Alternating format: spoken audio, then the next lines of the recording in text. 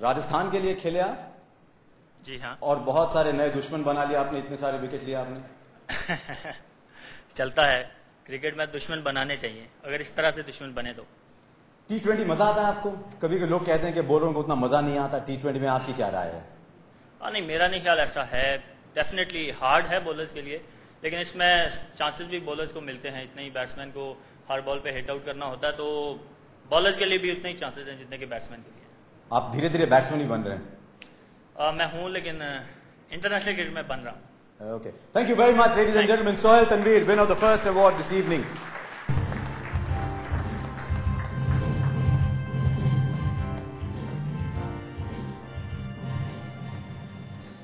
Formerly of the Warriors. I don't know yet. I'm sort of up in the air. I'm not sure. I've been concentrating on the Test series at the moment. I haven't really had too much time to think about it. And I want to just ask you one thing about T20. Is it easy to make the transition? Suppose you have to go in 2 or 3 days from playing Test cricket, or at which you're so accomplished, into suddenly changing gear into T20? Oh, I think you probably have to these days. We sort of chop and change between the different formats very quickly. But I must admit, I had a great time at Chennai. I was only there for the first 4 games. We had a great bunch of guys, really gelled very well right from the start, and we really had a lot of fun with it. And so I think that's a good way to go into it, is have fun, enjoy the game, and yeah, we had some good success. Excellent. Let's take a look at who the top few batsmen were. This is the award for the highest score. Let's take a look.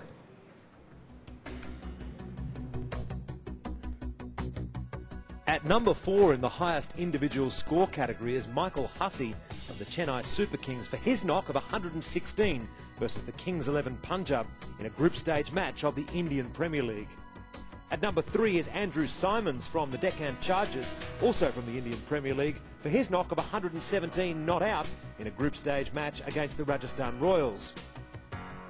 Graham Napier of the Essex Eagles comes in at number 2 for his knock of 152 versus Sussex in the 2020 Cup in England this year. But the winner of the inaugural 2020 Champions Award for the highest individual score is Brendan McCullum of the Kolkata Knight Riders for his scintillating knock of 158 in the inaugural match of the Indian Premier League. Yes, Brendan McCullum, of course, got things going in the IPL as well with that great first performance. And then, Michael, you almost matched him very shortly afterwards yourself, didn't you? Yeah, well, we played at Mohali. It was probably one of the best batting pitches I've ever batted on, really. It was a very fast outfield, so it was just a lucky day, I think. Nothing to do with the fact that a Kiwi held the record and so you had to set things right. No, I watched that innings the night before, and I must admit, I think it sent a bit of a shiver through the whole competition because it was just unbelievable hitting. And yeah, I don't think there's going to be too many people be able to match that sort of hitting. Unfortunately, Brendan McCullum can't be here with us today, but he's recorded a message for us from Bangladesh, where New Zealand has just pulled off a fine win over Bangladesh. Let's listen to Brendan McCullum. Hi guys, hope you're all having a great night in Delhi. Apologies I can't be there, I'm in Bangladesh at the moment playing the Test series. Thank you very much for the 2020 Champions Award. It's something I'm very proud of, and to knock 158 is something that I'll hold with me for a long, long time. Big shout out to all those guys at Kolkata. Can't wait to see you all again in the IPL next season.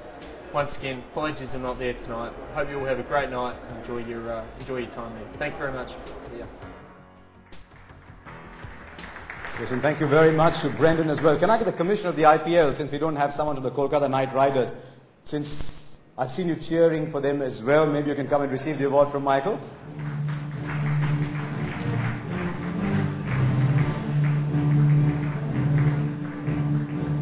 Thank you very much, Michael. Thank you, Lalit. Thank you very much. Okay, let's go back to the draw then to try and see. We've now got a team from Group A. We've got a team from Group B. Let me call Niranjan Shah up to do the honors for the next team from Group A.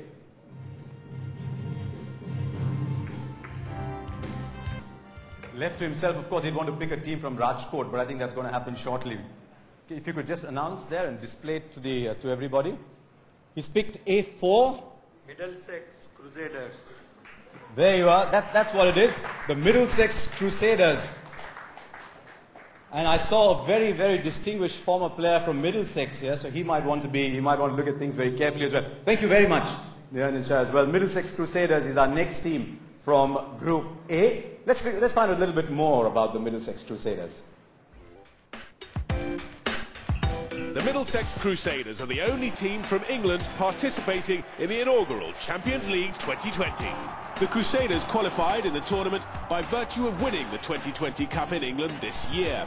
They beat Kent by 3 runs in a pulsating final at the Rose Bowl Stadium in Southampton. Indian off-spinner Murali Kartik is part of the Middlesex Crusaders team.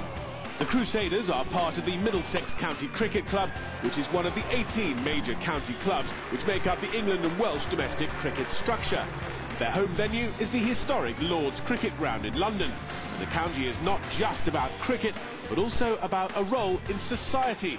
Since 2007, Middlesex have worn pink shirts during their 2020 matches in support of the Breakthrough Breast Cancer charity. On the field, though, in the inaugural Champions League T20, charity will be the last things on the minds of these boys in pink. Form the second team in Group A, and let's see where they are in the draw. Who do they play? The Middlesex Crusaders start off against the Victorian Bushrangers in match 1 in Mumbai, and then they take on A3. We still don't know who A3 is, but that game is in Chennai, so they move from Mumbai to Chennai, and then they stay on there to play A1. That's the Middlesex Crusaders. Last time, and I'm not sure if I'm completely right, but the last time I saw someone play in pink was when the West Indies were playing in the Packer series, and they changed that pretty quickly. But Middlesex seems to enjoy being in pink, so we'll look forward to Middlesex playing in here as well. Right, we've also got, since we've got a lot of people here, we thought we'd take a little break and hear from some of the fine cricketers who are here. And Gautam Bhimani, where are you, Gautam? You never know where he turns up. Gautam's with somebody. Where are you, Gautam? Yes, indeed, Harsha, thank you. I'm in one of the tables here with someone who was looking rather disapprovingly at that last videotape item. I'm not sure whether that was for the colour pink or whether they were from Middlesex. No, I just recall what Harsha said about the West Indies playing in pink. They weren't too thrilled about it because it was the colour for the gays in Barbados, and so they were not too happy at all about being in pink. I don't know how the Middlesex guys feel about it, but we'll have to find out. Did that make the Caribbeans less intimidating to play against? No, unfortunately it didn't. And it wasn't wise to mention it to Joel Garner. All that did was make him more angry. Now that we're down to this competition, how do you rate the Warriors and the Bushrangers against all these other teams, especially the teams from the IPL? Well, I think a lot of the players the Australian players have played in the IPL, so I think they'll accommodate themselves pretty well, or acquit themselves pretty well, and I won't be surprised if they perform exceedingly well. Thank you very much, Ian Chappell there. Harsha, it's all yours. I thought he might pick up on the pink from the West Indies. I don't think the West Indies in that era really mattered what colour they were wearing. They just steamrolled everyone. Okay, let's go and meet our next team from Group B. Can I get Mr. Inderjeet Singh Bindra on stage, please? I think you need to pick one from Group B. This one. Okay, I think we've got B3. If you could just display. B3 here. And B3 is, if we could just peel off the sticker.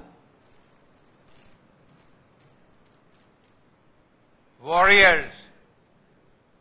B3 Warriors. There you are. We've got the Western Warriors. Thank you very much, Mr. Bindra. Thank you. Right, so we've got the Western Warriors then in Group B as well to go with the Bushrangers in Group A.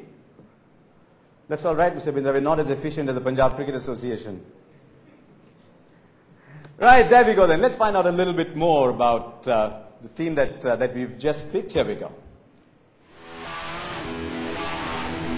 The second Aussie team in the inaugural CLT20 is the Western Warriors from Western Australia. The Warriors are based in Perth and have the WACA as their home ground.